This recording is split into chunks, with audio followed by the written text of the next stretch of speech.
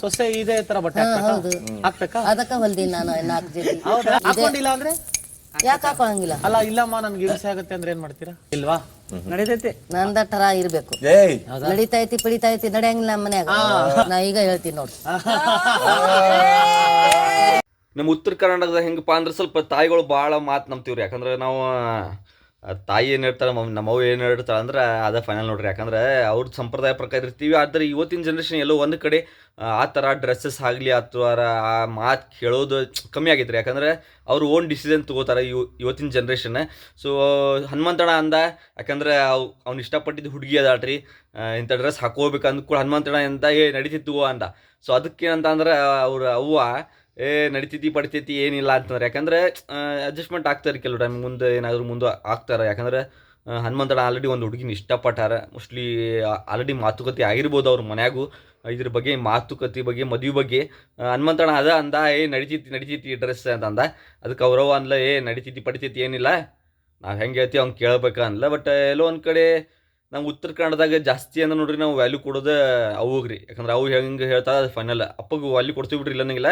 ಇನ್ನೊಂದು ಅಪ್ಪನ ಜೊತೆ ನಾವು ಸ್ವಲ್ಪ ಕಮ್ಮಿ ಮಾತಾಡೋದು. ಯಾಕಂದ್ರೆ ನಾವು ಉತ್ತರ ಕನ್ನಡ ಹುಡುಗರು ಆಲ್ಮೋಸ್ಟ್ ಮಂದಿ ನೋಡ್ರಿ ನೀವು ಅಪ್ಪನ ಕಡೆ ಜಾಸ್ತಿ ನಮ್ದು ಮಾತಿರಂಗಿಲ್ಲ ಅಷ್ಟೇ. ಜಾಸ್ತಿ ನಾವು ಮಾತಾಡ್ಬೇಕಂದ್ರೂ ಅಪ್ಪಗೆ ಜಾಸ್ತಿ ಏನಾದರೂ ಕೆಲಸದ ಬಗ್ಗೆ ಅಥವಾ ಏನಾದರೂ ಇಂಪಾರ್ಟೆಂಟ್ ಇದ್ರೆ ಅಷ್ಟೇ ಮಾತಾಡ್ತೀವಿ ಹೊರತು. ಬಟ್ ನಾವು ಫ್ರೀಯಾಗಿ ಮಾತಾಡ್ಬೇಕಂದ್ರೆ ನಾವು ಅವನ ಜೊತೆ ಮಾತ್ರ ನಾವು ಫ್ರೀಯಾಗಿ ಮಾತಾಡ್ತೀವಿ. ಯಾಕಂದ್ರೆ ಹುಡುಗರಿಗೆ ಒಂದು ಟಚ್ ಇರ್ತೈತೆ ರೀ ತಾಯಿ ಜೊತೆ. ಯಾಕಂದ್ರೆ ಅವನ ಜೊತೆ ಏನೇ ಹೇಳಬೇಕು ಅಥವಾ ರೊಕ್ಕ ಕೇಳ್ಬೇಕು. ಅಪ್ಪ ಆ್ಯಕ್ಚುಲಿ ದುಡಿತಿರ್ತಾನೆ ರೀ, ಅದ್ರ ರೊಕ್ಕ ನಾವು ಕೇಳೋದು ಅವಾಗ ನಂಗೆ ನಾಳೆ ಸ್ಕೂಲ್ ಫೀಸ್ ಬೇಕು, ನಮ್ಗೆ ಟ್ಯೂಷನ್ ಫೀಸ್ ಬೇಕು, ನಮ್ಮ ಖರ್ಚಿಗೆ ರೊಕ್ಕಿಲ್ಲ, ಬೈಕ್ ಪೆಟ್ರೋಲ್ ರೊಕ್ಕಿಲ್ಲ. ಸೊ ಇಂಥವೆಲ್ಲ ನಾವು ಅವ್ನ ಕಡೆಗೆ ಕೇಳ್ತೀವಿ ಹೊರತು ಅಪ್ಪನ ಹತ್ರ ಕೇಳಲ್ಲ. ಅವು ಏನು ಮಾಡ್ತಾರೆ, ಡೈರೆಕ್ಟ್ ಅಪ್ಪಗೆ ಹೋಗಿ ಇಸ್ಕೊಂಬರ್ತಾಳೆ. ಸೊ ಹಾಗಾಗಿ ಆ ಒಂದು ಟಚ್ ಸಂಬಂಧ ಉತ್ತರ ಕನ್ನಡ ಹುಡುಗರ್ಗೆ ಅವ್ವ ಅಂದ್ರೆ ಭಾಳ ಇಷ್ಟ ನೋಡ್ರಿ. ಭಾಳ ಅನ್ನಾವತ್ತು ಇಷ್ಟ. ಯಾಕಂದ್ರೆ ಜಾಸ್ತಿ ನಾವು ಅವ್ರ ಜೊತೆ ಕ್ಲೋಸ್ ಇರ್ತೀವಿ.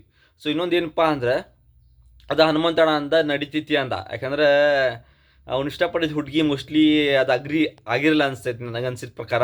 ಸೊ ಎಲ್ಲೋ ಒಂದು ಕಡೆ ಸೊ ಹನುಮಂತಣ್ಣ ಮದುವೆ ಯಾವಾಗ ಅದೊಂದು ವೇಟ್ ಮಾಡತ್ತೀವಿ, big boss cup. So Hanumanthanna ಮದುವೆ ಸೊ ಒಂದು ಸಲ ಭಾಳ ಖುಷಿ ಅನ್ನಿಸ್ತು ರೀ. ಇನ್ನೊಂದು ನನಗೆ ಮೊನ್ನೆ ಬಿಗ್ ಬಾಸ್ನಾಗ ಅವ್ರ ಅಪ್ಪ ಅಮ್ಮ ಬಂದಾಗ, ಹನುಮಂತಣ್ಣ ಬಂದಾಗ, ಯಾಕಂದ್ರೆ ಒಂಥರ ಖುಷಿ ಅನಿಸ್ತು ರೀ. ಸೊ ಬರುವಾಗ ಬುತ್ತಿ ಸಹಿತ ಕಟ್ಕೊಂಡ್ಬಂದಿದ್ದೀರಿ.